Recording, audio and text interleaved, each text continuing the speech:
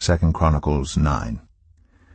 When the queen of Sheba heard of Solomon's fame, she came to Jerusalem to test him with hard questions, arriving with a very great caravan with camels carrying spices, large quantities of gold and precious stones. She came to Solomon and talked with him about all she had on her mind. Solomon answered all her questions. Nothing was too hard for him to explain to her.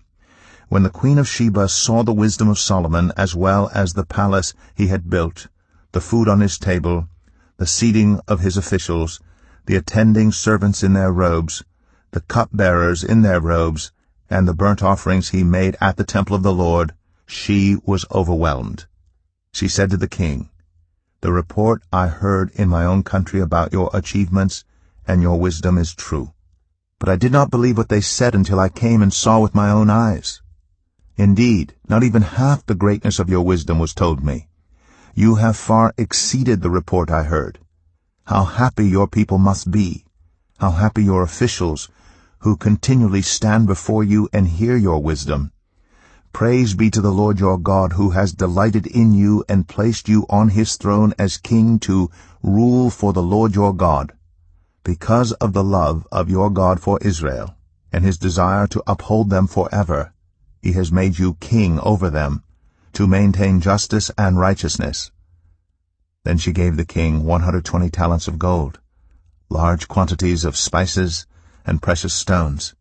There had never been such spices as those the queen of Sheba gave to King Solomon.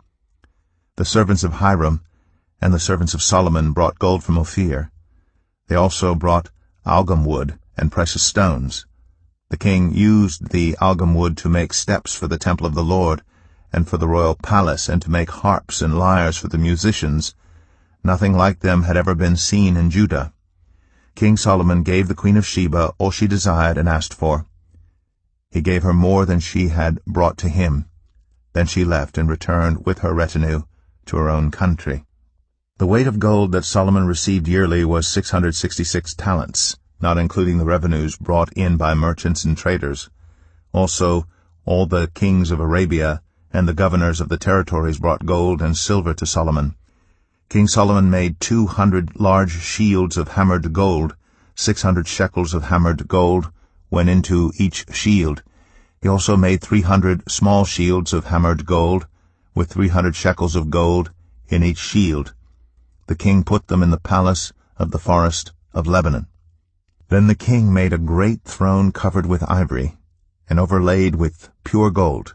The throne had 6 steps, and a footstool of gold was attached to it. On both sides of the seat were armrests with a lion standing beside each of them. 12 lions stood on the 6 steps, one at either end of each step. Nothing like it had ever been made for any other kingdom. All King Solomon's goblets were gold, and all the household articles in the palace of the forest of Lebanon were pure gold. Nothing was made of silver, because silver was considered of little value in Solomon's day. The king had a fleet of trading ships, manned by Hiram's servants. Once every 3 years it returned, carrying gold, silver, and ivory, and apes and baboons. King Solomon was greater in riches and wisdom than all the other kings of the earth. All the kings of the earth sought audience with Solomon to hear the wisdom God had put in his heart. Year after year everyone who came brought a gift, articles of silver and gold, and robes, weapons and spices, and horses and mules. Solomon had 4,000 stalls for horses and chariots, and 12,000 horses, which he kept in the chariot cities and also with him in Jerusalem. He ruled over all the kings from the Euphrates River to the land of the Philistines, as far as the border of Egypt. The king made silver as common in Jerusalem as stones, and cedar as plentiful as sycamore fig trees in the foothills. Solomon's horses were imported from Egypt and from all other countries.